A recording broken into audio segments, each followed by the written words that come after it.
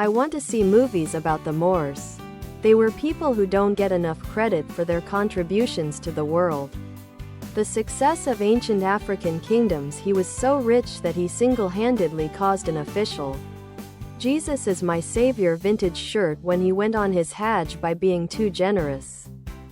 And he basically devalued gold by handing out too much of it in areas where it was scarce and used as the currency, causing hyperinflation.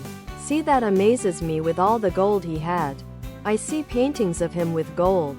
Official Jesus is my savior vintage shirt. Tank top, V-neck. Ladies' tee for men and women. Tank top, V-neck. And it is really neat just to imagine that this guy was literally dripping in gold. He had so much that he could do all of these things and he still will be rich. It wasn't just him. On his Hajj, even his in an official Jesus is my savior vintage shirt of thousands of people that wore more gold than most people had ever seen in their life.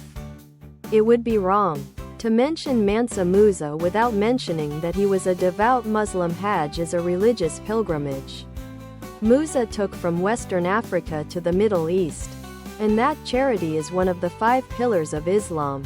Official Jesus is my savior vintage sweatshirt.